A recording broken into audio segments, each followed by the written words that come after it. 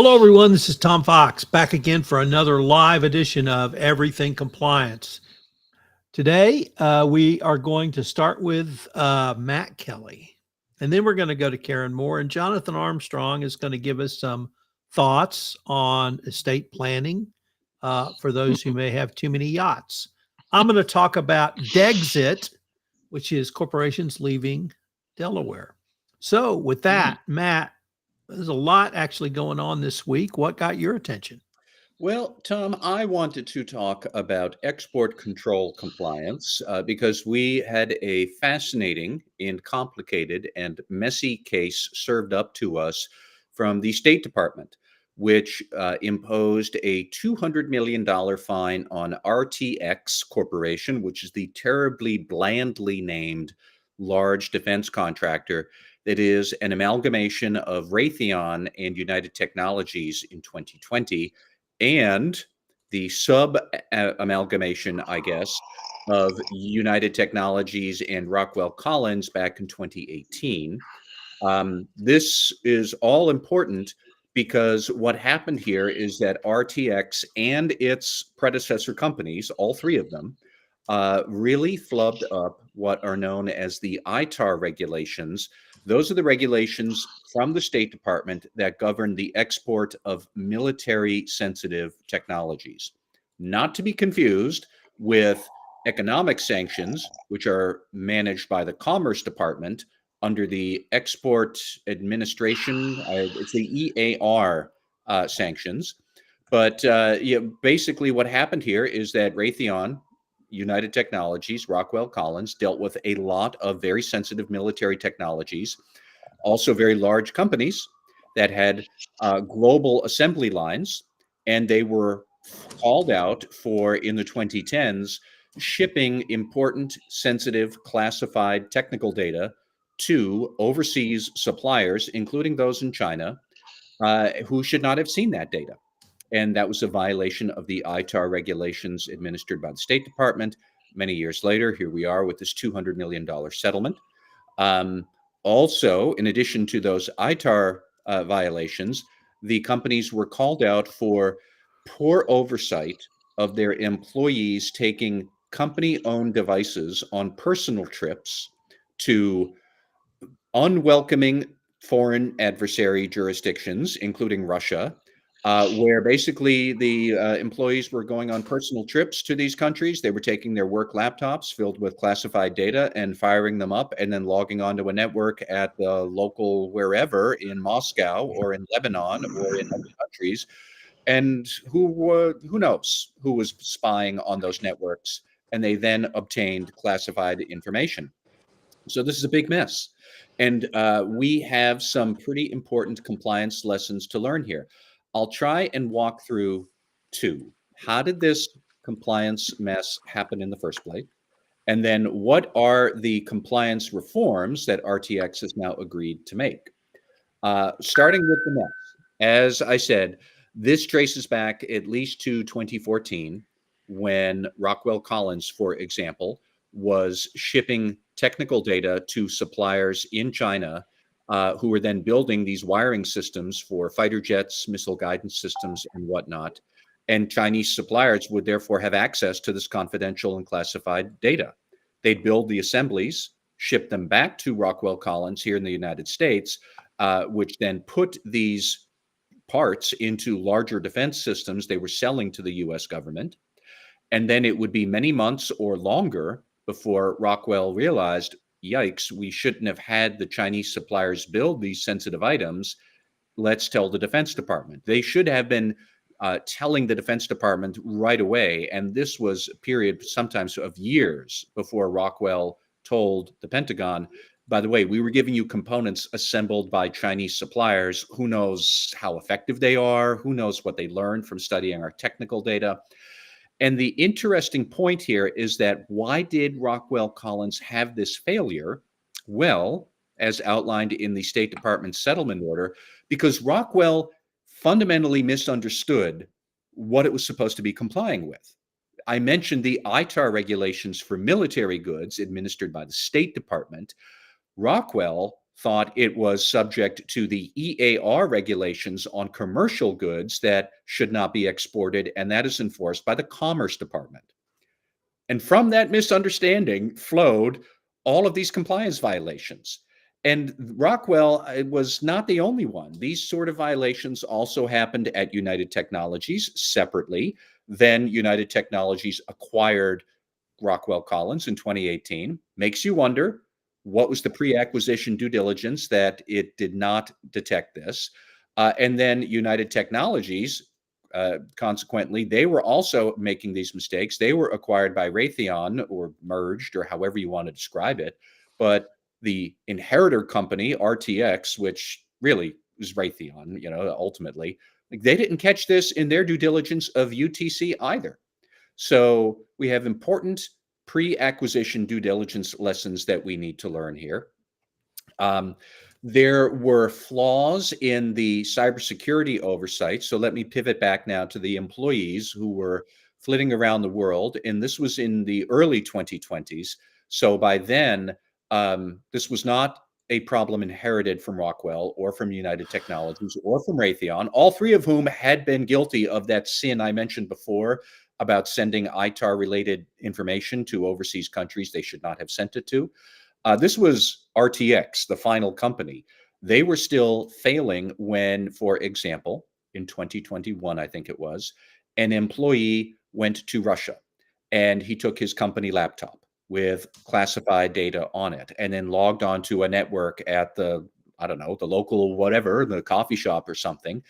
And then the cybersecurity software on that laptop did correctly warn the RTX cybersecurity people back in the United States. We have this employee who just pinged up in St. Petersburg and he has classified data. We should intercept this activity.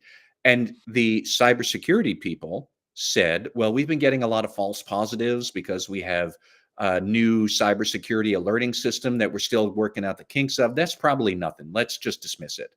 And that was unaddressed for a week or two. When they had military classified data in St. Petersburg, one of our clear and most pronounced adversaries in the world.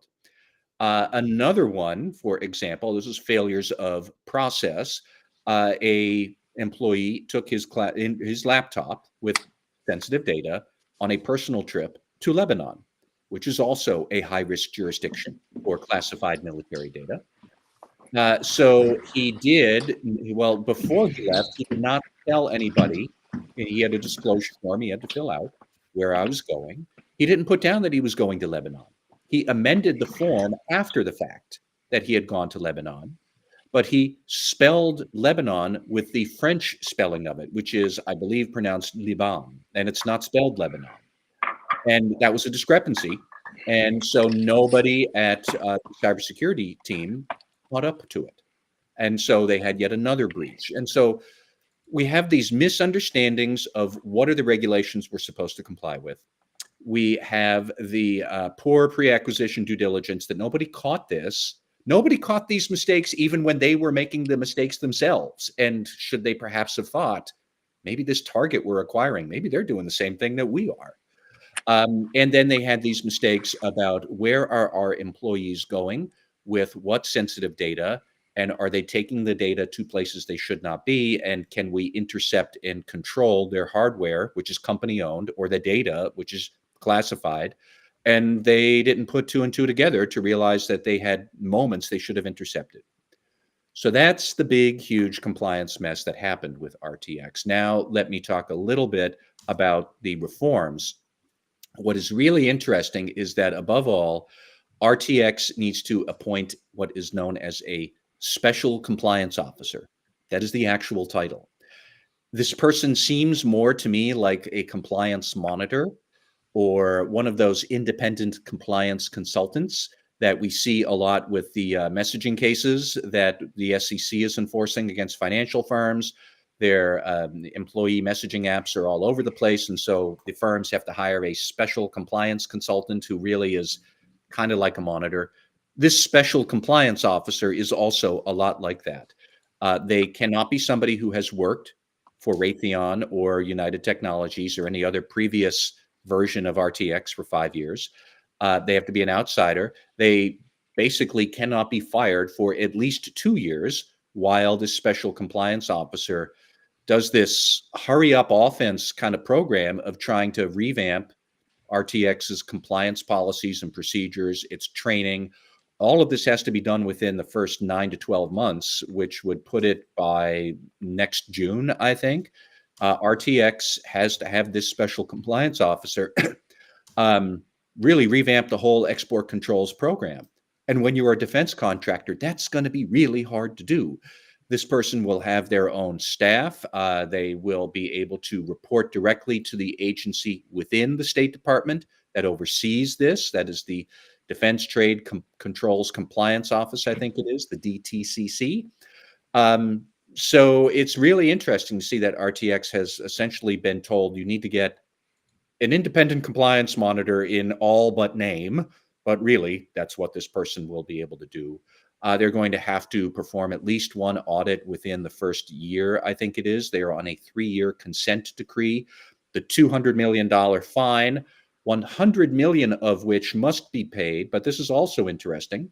The second 100 million will be forgiven if RTX is spending that 100 million on compliance program improvements for over the next 3 years. And to top it all off, they also must literally show the receipts because they're going to have to file annual financial reports to the DTCC showing here's how we spent that $100 million. And I don't know if they're going to spend it in one third, or how it's going to work, but they must make annual cost reports and accounting reports to the regulators to show how much they are spending on compliance and where this is going. It's a really big, invasive thing. And I got to admit, it's astounding because Raytheon and United Technologies, they were not small companies. They were not immature and lacking robust compliance programs. And I know some of the compliance and internal audit people there who have generally, I thought, have been top notch, but it is astonishing that they had made some fundamental mistakes for years. And now they're going to have a whole lot of work that they're going to be doing. So, who wants to have a $33 million budget for their annual compliance program? Do you think Matt? they care? You know, it's an interesting point, Jonathan, because, like these offenses are so astonishing. You'd have to wonder, could the regulators have thought about debarring Raytheon or RTX? And I think they're somewhat in the same boat as Boeing. Is like, this is serious and egregious misconduct, but let's not kid ourselves. These companies are too big to fail from a regulatory perspective. We need them. They're the only ones who make some of the goods that we're talking about. So no, they're not going to be debarred. Do they care? Does the company care? Ultimately, like, who pays for all of this? Well, the taxpayer, because they're defense contractors. So, to a certain extent, they can just tack on all of this to the cost of doing business, but it's going to be a big cost. It does, however, just kind of, I don't want to lurch off into some antitrust rant, but, we can't debar RTX. We can't debar Raytheon. They're doing some really astonishingly bad things with regulatory compliance and a culture of compliance and awareness. And yet, they're never going to pay the ultimate price, which would be the U.S. government saying, bye-bye, we're not going to do business with you. That's never going to happen. And I somewhere read that Raytheon had reserved $1.2 billion for a total settlement, global settlement of all of these issues. Any thoughts on whether the DOJ might prosecute? That is a good question, because as much as I've just gone on now for 10 minutes or so here about RTX, this is not the only regulatory thing that they have. They apparently are planning for some sort of extensive FCPA settlement, which is like the worst secret in the defense industry at this point. They have set aside 1.2 billion. So this is 2.2. So there's $1 billion more in regulatory settlements to come. I don't know what the FCPA settlements that are apparently afoot, I don't know what they are about. I don't know what that's going to look like.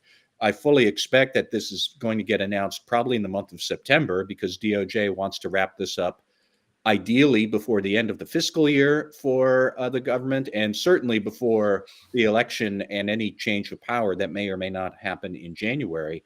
So I don't know. Like, this is one shoe out of multiple shoes that have to drop. But the other billion or so in regulatory settlements, that's not even what I'm talking about.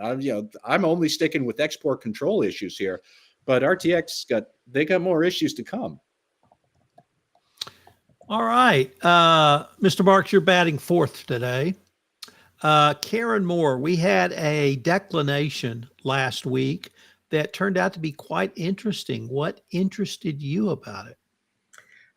Several things. So, first, thanks to the DOJ for publishing declination. That wasn't really so much of a practice in the past, and it's always really instructive, although it's all of 2 pages. So we're a little bit light on some of the facts. So I have a few of the questions there. My other, first thought when I started reading through it was like, ugh, another third-party agent problem within a company that should certainly know better. There are a few negatives here and a bunch of positives and a few open questions. So, on the negative side, this all has to do with bribery of government officials in Angola in order to win government contracts through third-party agents who were engaged via contracts which awarded them a 30-odd percent, it's anywhere from 25 to 35% fee for success, which, is already one of the number one red flags for agency agreements, right? Is first of all, is the commission in line with commissions paid for this kind of work? This seems extraordinarily high. And B, should we be working with agents on a commission basis at all, because it incentivizes all sorts of bad behaviors. According to the declination letter, these payments were going on for a 6-year period, 2011 to 2017. So it is a little astounding that no controls caught any of this, that there was no extraordinary oversight in place for these types of arrangements in this type of a market. This was all handled out of one office in Portugal, and payments were made through a variety of contracts which involved offshore accounts of the agents. So another red flag there that I would question why that didn't get caught. On the sort of silver lining side for Boston Consulting Group, the people involved in Portugal actually manipulated the documents. They created contracts, they backdated them, they put in kind of false information. If you get aside from the respondeat superior liability of Boston Consulting Group for its Portuguese operations, in some ways it helps them show that at least these people involved understood that what they were doing was wrong, that there was a very high likelihood that payments were going to the wrong people via the third-party agents. So in some ways, it kind of protects what the company might have had in place in terms of educating people on bribery and corruption issues. It also seems from the scope of this that we're talking about one-off. That means it really involved the Portuguese office and their operations, and it involved payments into Angola. Presumably, they did a much broader investigation to route out whether this was happening elsewhere in the organization and didn't find anything. So this is kind of a bad apple situation, you might say, which is one of the drums that I like to bang, which is the importance of rooting out microcultures in an organization, finding out, are there places where the message that we think we're sending is somehow being diverted or corrupted, and the operations being held hostage to some sort of a microclimate being created in that market. So we've got this kind of bad situation. Boston Consulting Group found out about this, self-disclosed to the DOJ, got a lot of kudos in this very short 2-page letter for the timeliness of their disclosure, although there's no timeline dates there. So it'd be really helpful if the DOJ started to give us some hints so that we could compile data and start to see what does timely mean.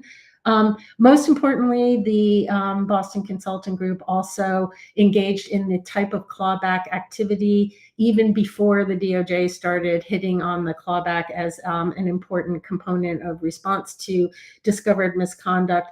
They took out all the equity of the Portuguese partners. They didn't pay them their bonuses. They didn't pay them these kind of transition fees. They fired them all. And I think they got a lot of credit for that, especially given that the the basic incentive for the clawback under current DOJ policy is that you get to deduct that from the fines that you're paying, but there are no fines here, just a disgorgement of the 14 odd million in profit that was associated with these contracts. So, kudos to Boston Consulting Group for really taking a tough decision, I think, and pretty much decimating their Portuguese operations and maybe starting fresh there. Do have a bunch of questions here with this. One is, I think that they closed their offices in Portugal. So what's next with the Angola? Who's managing Angola and where is it being managed from and how are they managing it? It's really unclear to me whether Boston Consulting Group has taken the biggest learning they could from this, which is to reevaluate their third-party agency agreements, either by putting in way more controls. I'm not even over controlling, but kind of the normal controls you'd want to put over these types of relationships, or following the lead of Albemarle and a couple of others by just absolutely backing away from these third-party agency arrangements and saying, this is not the way that we're effectively doing business. We've got to find a workaround. So I don't know. There's not a lot of information there. The other thing I'm really unclear about is in the declination letter, it says that Boston Consulting Group discovered this misconduct in 2014, but the time period for the misconduct is 2011 to 2017. So I'm really not clear how that 2014 discovery dovetails with a timely disclosure. I don't know when the disclosure was made to the DOJ, the extent and length of their own internal investigation. But the fact that it seems that the misconduct continued on past their date of discovery, I have a lot of questions about that. So that would be interesting to know. And then the last couple of comments I wanted to make is that we're seeing kind of boilerplate language in these declinations. We've seen it also in, for example, the Boeing settlement. Two things. One is, just because we've entered into this arrangement with you doesn't mean that we're going to forego our opportunity to prosecute individuals. So curious whether that might still ensue, or whether this is just going to be kind of a standard language with no teeth to it, and also reserves the right to bring charges if the DOJ determines that there's additional information that changes their assessment. So the declination, clearly doesn't completely shut the door, but I think there are a lot of interesting points here, bunch of questions I would love to have answered. But like I said, kudos now to the DOJ for helping us out with the underpinning of these declination decisions. Matt, do you have a question or comment for Karen? I have more of a comment, actually two, now that I think about it. I did write about this declination myself, and I took a close read at the letter, and specifically they only say about when this was discovered, that Boston Consulting discovered this in an email from 2014. But like you, Karen, I don't know what that means. Did they find it in 2014? Were they doing an audit in 2019 and then did a look back and found there was an email from 2014 that they pulled on the thread and suddenly they realized what was going on? I do wish we had a bit more clarity into what a timely self-disclosure is. Are we talking a couple of weeks? Are we talking a couple of months? We don't know.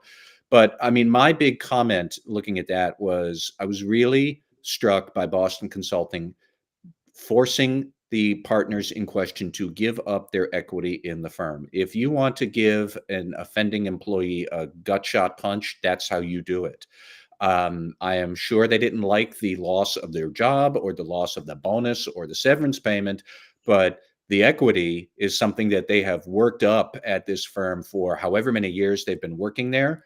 At a large consulting firm like Boston Consulting, that is probably worth millions for some partners. I don't know if it was worth millions for these Portugal partners, but your equity stake in a consulting firm, that's potentially your retirement savings, and now it's gone.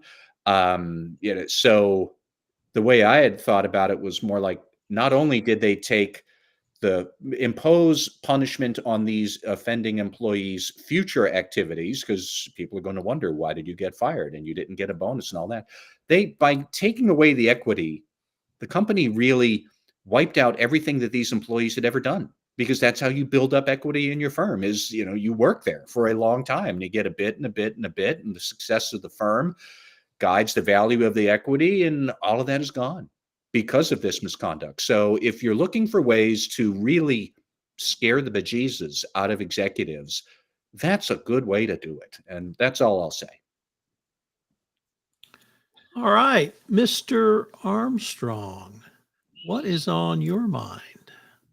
Yeah, I'm going to talk about Mike Lynch. So, first of all, I think it's important that we mourn his loss. He obviously died on the 19th of August alongside some friends and some colleagues in the sinking of the Bayesian, a large yacht on which more later. And it's important to say, I think, that there's currently an investigation in Italy over the sinking of that yacht. But one of the things that's been going through my mind really is HP's perhaps not well-timed announcement shortly after the death saying the litigation goes on and we still want our money. And I think that's interesting both from a legal and from a reputation point of view. And I thought it might be interesting to unpick some of those. And obviously, Matt maybe has some thoughts on reputational issues as well. So where does all this come from? Well, Mike Lynch, and I think I might have told the story on this podcast before. I didn't know him. I was invited to dinner with him once. I have my own opinion, which I guess will remain my own opinion on Mike Lynch. But I will say that I didn't invest in Autonomy after meeting with him. But HP did to a large extent. They spent £8.6 billion, and apologies will range between pounds and dollars, so you might need a pen and paper if you want to keep up.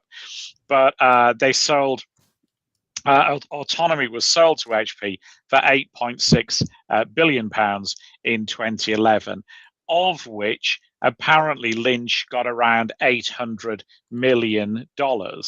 And I say Lynch, but we know that, let's say, Lynch connected entities got that amount of money. We don't know exactly who picked up the check. Now, soon after, HP had what Lynch's team has always called buyer's remorse.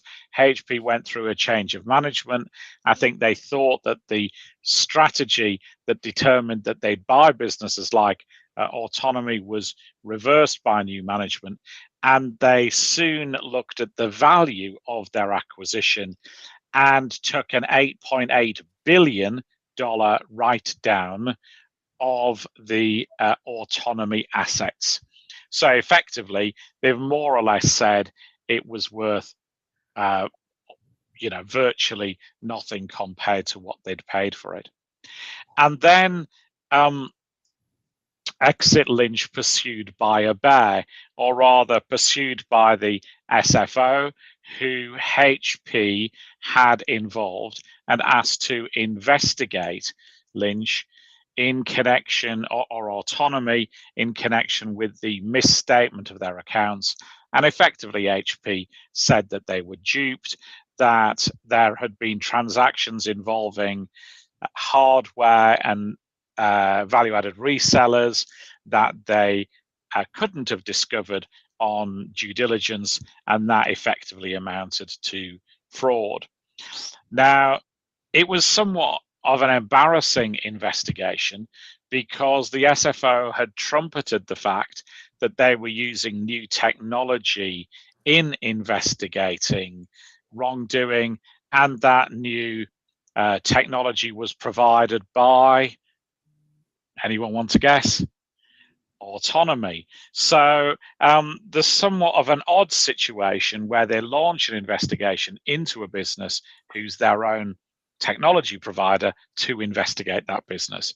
Now, the SFO said that they were clear that that wasn't a conflict of interest and it didn't hamper their investigation. But in 2015, they closed their investigation and they said that some residual matters would be passed on to the US authorities. And that wasn't an end of the criminal consequences of the sale. Obviously, the US authorities picked this up. Lynch and a co-accused, a guy called Chamberlain, were extradited to the US with some politically charged extradition proceedings, but they were acquitted on the 6th of June this year. Now, somewhat strangely, as I've said, Lynch died in a boating accident on the 19th of August, and his co-accused, Chamberlain, I believe, died the day before in a mysterious a road traffic accident.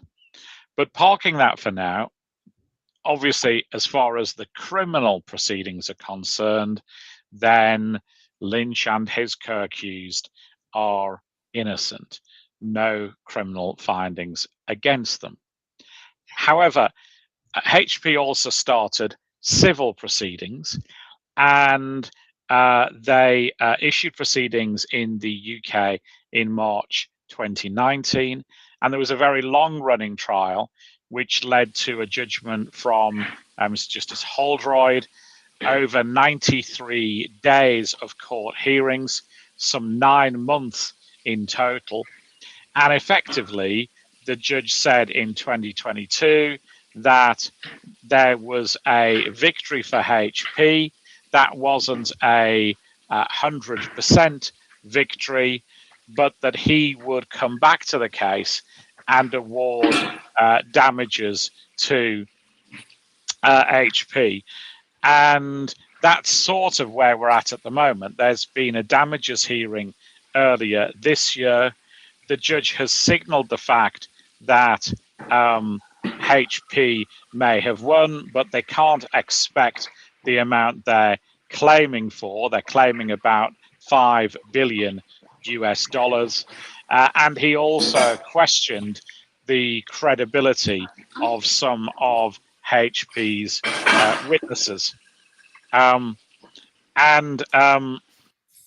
He also basically said that he thought that HP probably would have bought Autonomy anyway, given the way in which the then management behaved versus the new management. So where's this case likely to go? Well, I suppose one of the things it tells us is the difference between the civil and the criminal standard of proof. So it's relatively common. There's another case in the UK over the death of a millionairess, for example, for the courts or the prosecutors to think they can't make the criminal standard beyond all reasonable doubt, but they can make the criminal standard on a balance of probabilities. And that may be what's happened here. But I think it's a difficult decision for HP to proceed. Yes, on the reputational basis, but also where are the assets? How are they going to enforce the judgment? Now, we're told that this is a case which has already cost about £20 million. And I guess HP would say, well, they've a duty to their shareholders to pursue litigation like this. But if you haven't got assets at the other end, is it in the shareholders' best interests to put more lawyers' children through private education? Because that might be the upsum of what happens here. Whenever I've got clients who are entering into litigation or looking at trying to seize assets from bad people who've done bad things at their corporation, I often ask that they look at assets first. Sometimes you need a Pyrrhic judgment. Sometimes you need a paper judgment. Sometimes you have to, cut a few heads off to save you having to execute the wider population. But it's always a tough choice. And why it's a tough choice in this case is there are already warning signs that assets may not be in Mr. Lynch's estate. We know, for example, from yacht registration documents that if you call the yacht an asset, and I'm not wishing to be uncouth, but it's was a very valuable asset, but it's now lying at the bottom of the sea in a deteriorated condition. But even if HP had the guts to try and seize the yacht and sell it, then it seems that it's owned by an offshore trust, the beneficiary of which may be Mrs. Lynch, but not Mr. Lynch's estate. And it's entirely within the realms of possibility, I think, when you've seen that, a yacht that apparently he very much liked, that other assets may be in offshore trusts, maybe in other vehicles. I'd be surprised if there was much in his personal estate, particularly given the litigation and particularly given the criminal actions that he's faced. So then you're in with an even more difficult decision. Do you try and reverse transactions that have put assets into trust? Is that possible? Because it might be that those assets, that $800 million, never went into his sole name. It may have been paid into other entities at his order. So how do you reverse the transaction to get assets back when they were never in his name in the first place? And do you really want to sue his widow, who's also, don't forget, recently lost a child, for her part or her alleged part in transactions which may have moved assets to her name or trusts controlled by her? So my suspicion is this all gets very messy again. Obviously, two of the lawyers that helped Mr. Lynch in his defense of the criminal litigation and the civil charges were also tragically involved in this boating incident as well. So they're not around to assist. But it seems to me that whilst ever we thought we'd seen the back of this litigation, we probably haven't. And I guess for any corporation in this position, the opportunity sometimes is to either sleepwalk into saying we still plan to get our vengeance, or take a moment and think what the right response might be. And in these circumstances, that might be to lick their wounds and to move on. Mr. Kelly, do you have a question or comment for Mr. Armstrong? I suppose my only question for this case that has now lingered through at least half of my compliance career, which is the 20 years. My question here is, when they do the TV serialized account, will this be a Netflix miniseries or some sort of Law and Order special episode? And I also want to go on the record now, when they make that show, I'm putting the marker down. Rory Kinnear, the actor, he's the one who's going to play Mike Lynch. This case is just astonishing to me, and I don't know what else to say. Well, I'm going to have to trump everyone with the 70s television series QB7, based upon the book by Leon Uris, where a libel and slander case was brought in British court.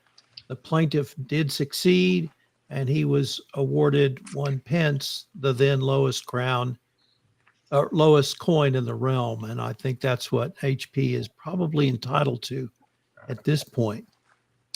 Mr. Marks, what has been on your mind? Well, since I'm batting cleanup, which I should be because the Phillies are in first place again. Sorry, Astros. It's, there's a lot of things that are going on in the compliance realm and from a risk management perspective. And so I thought maybe I'd talk about audit committees, roles, and responsibilities. And hook 'em horns, by the way. And, we could go on and give a whole list of things that they're supposed to be responsible for. But if anybody's out there listening, for crying out loud, let's get back to basics. Internal controls still suck. And, I don't understand why, from an audit committee's perspective, they just don't understand that. I don't know what they're reading, what they're not reading. I don't know how involved they are with internal audit. I don't know if they're reading the internal audit reports. I don't know whether they're actually forming and shaping and challenging internal audit with regards to what their scope is and the timing of certain things that they're doing. I don't know. I don't know if they're meeting with the chief audit executive in executive session along with the chief compliance officer. I don't know if they're looking at fraud risk assessments. I don't know if they're asking about whistleblower hotlines. There are a lot of things that I just don't know anymore. I think, there's a lot of glitz and glam about being on a board. There's also a lot of glitz and glam about being on an audit committee. But I just wonder, since the skills of the folks that, did process mapping with the flowchart template are gone, whether people really, and especially the audit committee, really understands what's going on within the organization these days, especially from a financial perspective and an internal control perspective. Their oversight responsibilities, certainly, looking at this from a holistic perspective and, what they should be looking at, it's no longer overseeing just financial. They're certainly operational and they're emerging risks. I mean, we could talk about cybersecurity and ESG till we're blue in the face. So, just kind of, moving on from there. But, having diverse expertise is wonderful, but not having the right expertise with some of the key issues that I see are pervasive, over and over and over again is really problematic. If you look at some of the cases, it's, failure to provide proper oversight, breakdown in internal controls. It's the same stuff that's happening over and over and over again. Yet somebody's looking for some, unicorn out there that understands all of ESG because they think that that's sort of the next best thing. That's wonderful. But I think we really need to start to focus on what, roles and responsibilities. Let's go back to blocking and tackling. Let's go back to, what the stakeholders expect. Let's go back to the fact that that audit means something.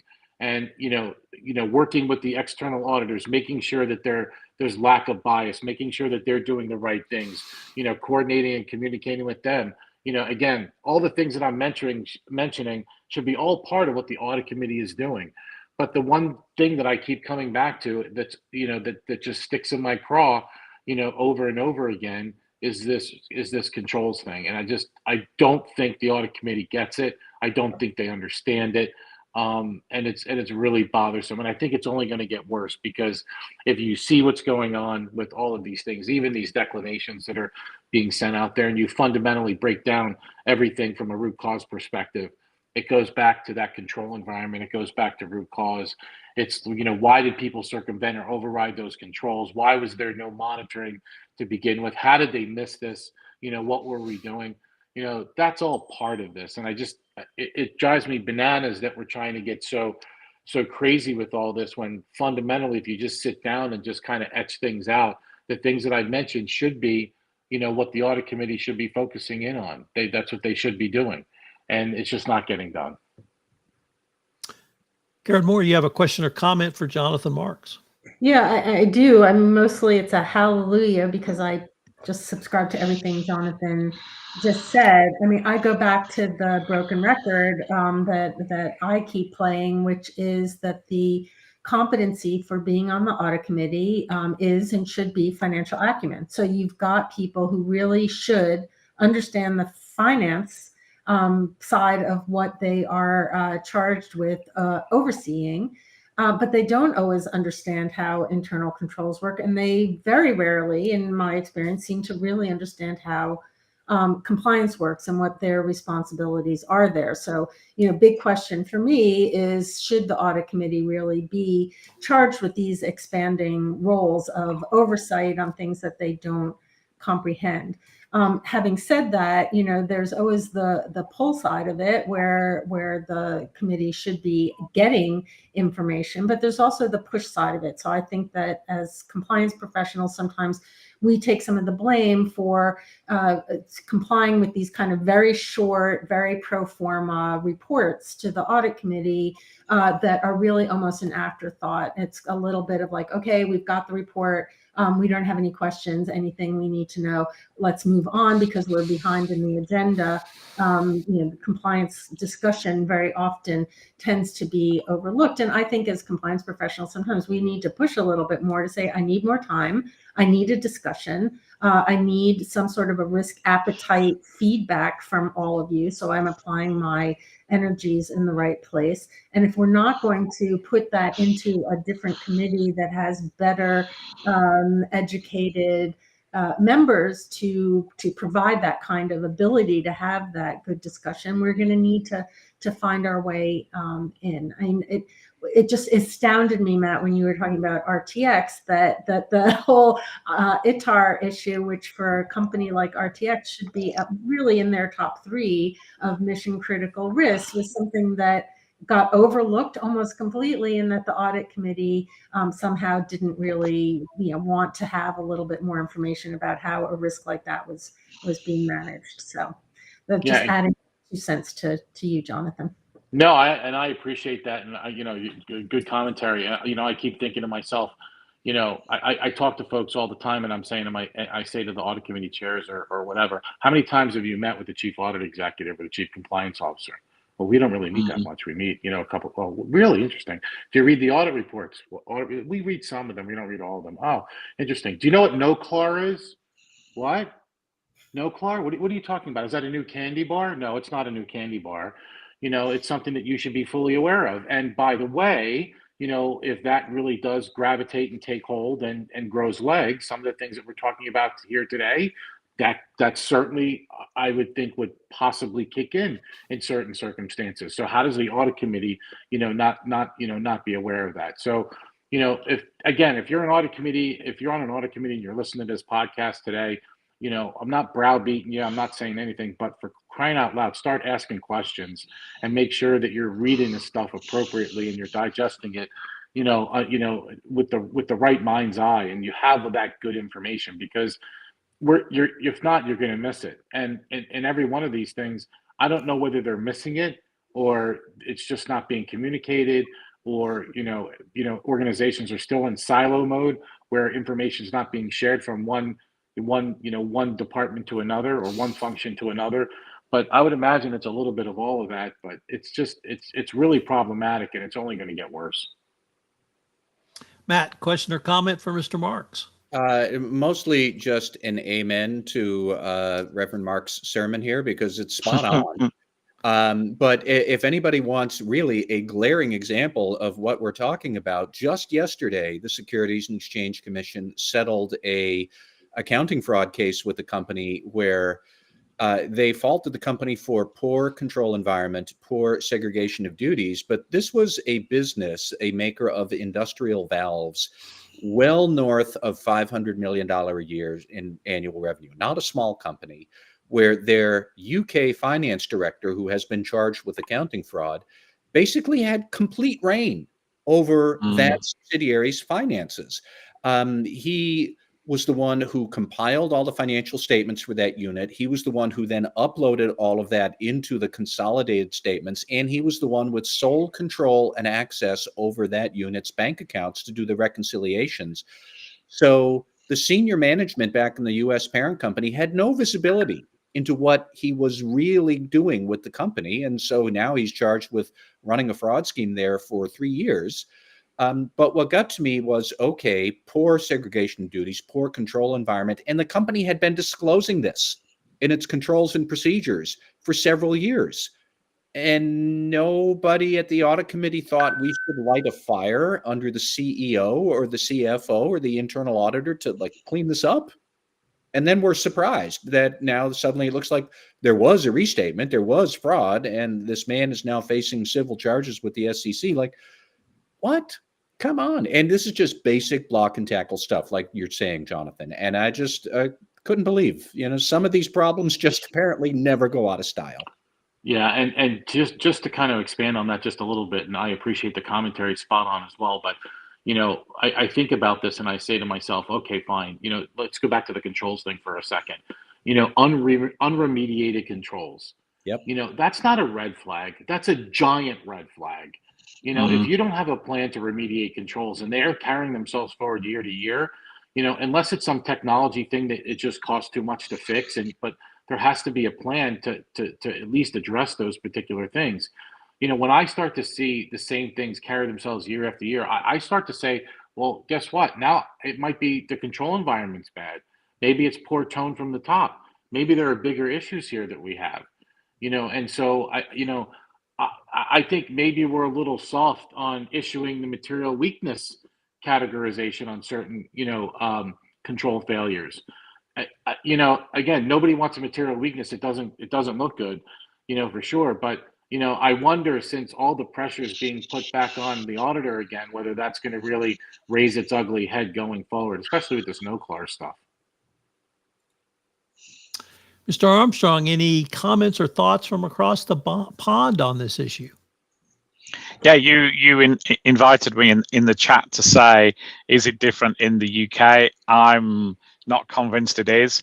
And short infomercial, if I may, on Thursday, avid listeners will recall I'm involved in a business called Elevate, which trains people to be non-executive directors of private and public entities. So we're having an Elevate training session in Derby, if any dear listeners happen to be nearby.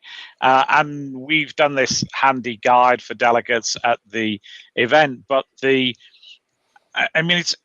I think you're right that it's an audit issue, but it's not just an audit issue, isn't it? If you're flagging this as a potential problem, you should be flagging it at board meetings. And what are the board doing about it? And yes, this is a responsibility of the audit committee, but not just the audit committee.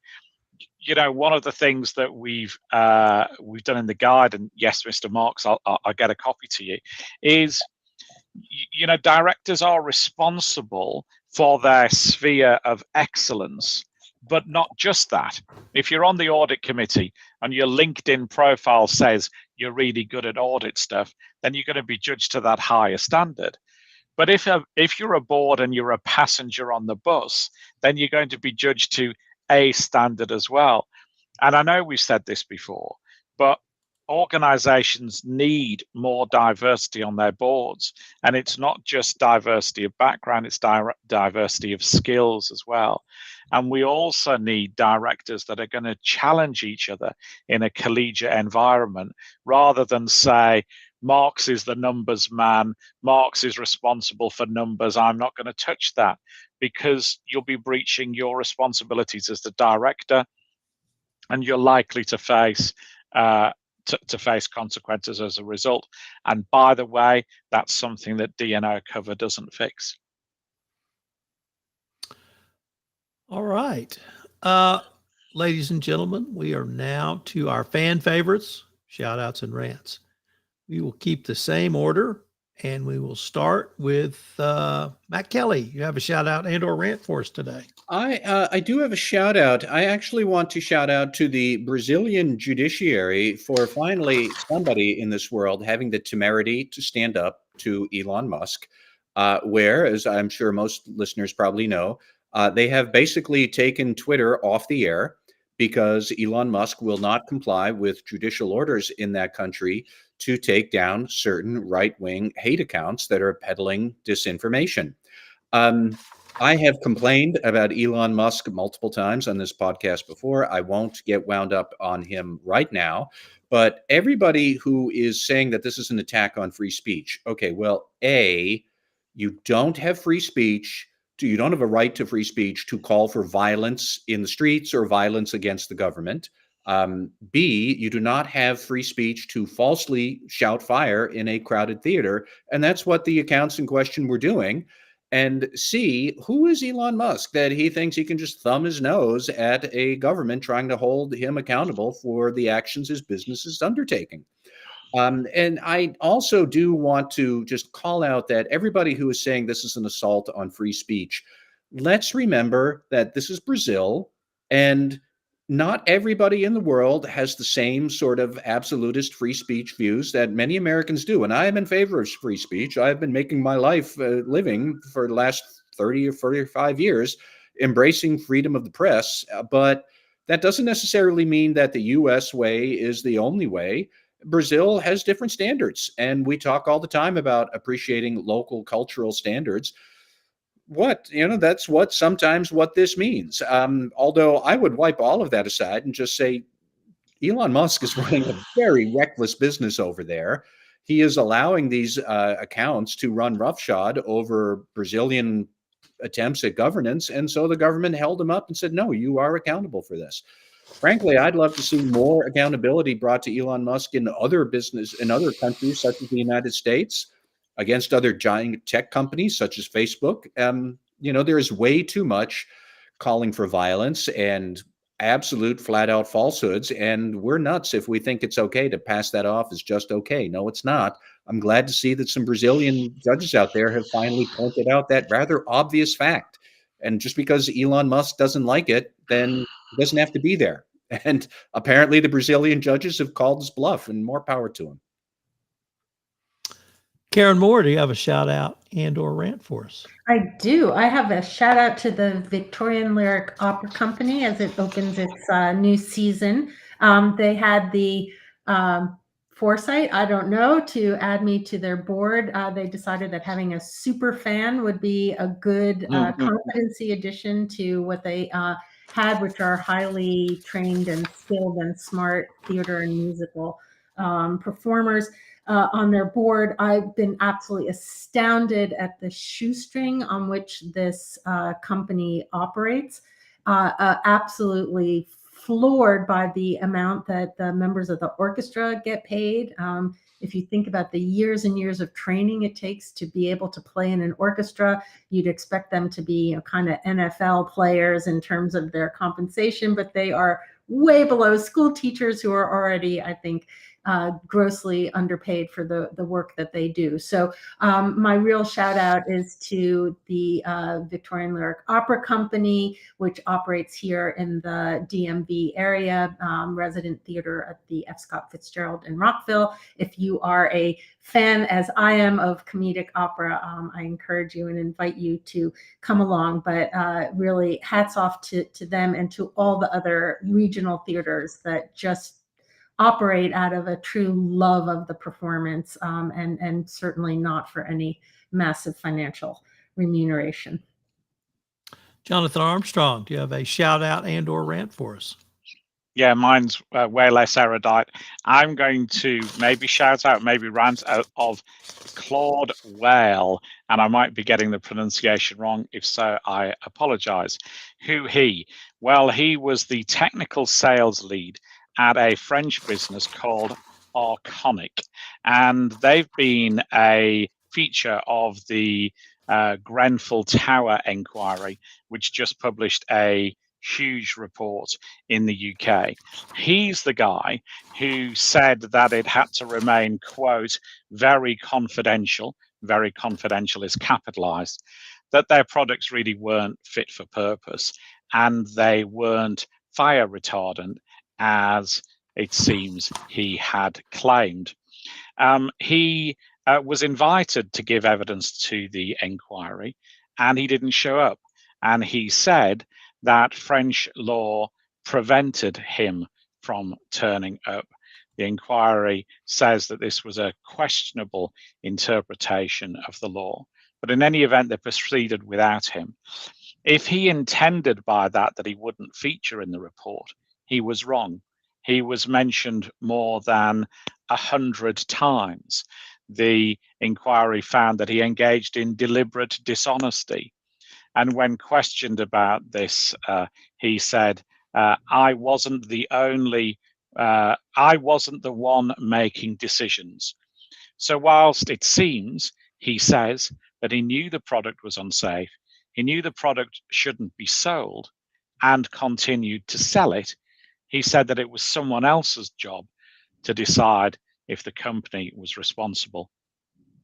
And why does any of this matter?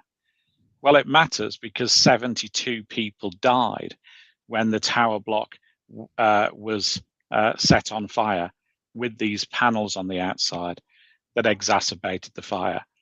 So I'm afraid Mr. Worrell, I think, at least owes it to the family of those 72 individuals to show up, and hiding behind an interpretation of French law just isn't the look he should be going for. Jonathan Marks, do you have a shout out and or rant for us? You're on mute, Jonathan.